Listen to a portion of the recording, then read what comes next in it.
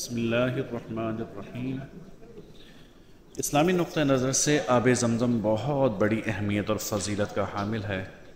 اس کی فضیلت کے ضمن میں احادیث کی کتابوں میں متعدد روایت منقول ہیں، جیسے کہ حضرت ابن عباس رضی اللہ عنہ سے روایت ہے کہ آپ صلی اللہ علیہ وسلم نے فرمایا، زمزم جس نیت اور ارادے سے پیا جائے وہ پورا ہوتا ہے۔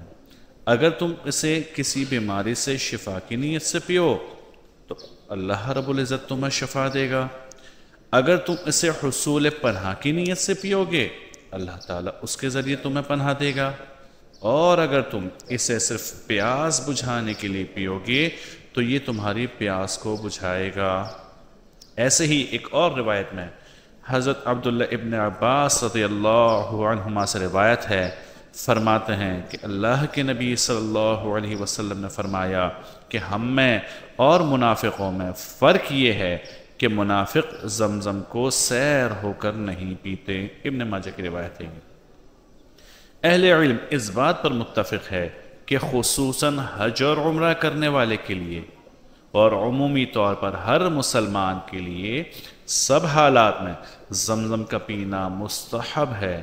یہاں اس بابرکت پانی کے آداب کو بیان کیا جاتا ہے تاکہ اس سے زیادہ روحانی اور جسمانی فوائد کو حاصل کیا جا سکے۔ زمزم قبلہ رخ ہو کر پینا چاہیے، بسم اللہ پڑھ کر پینا چاہیے۔ زمزم پیتے وقت 3 سانس لینے چاہیے۔ پیٹ بھر کر پینا اور اپنی دنیاوی اور اخروی ضروریات کی نیت سے بھی پیا جا سکتا ہے۔ زمزم پی کر الحمدللہ کہنا اور مسنون دعا پڑھنا۔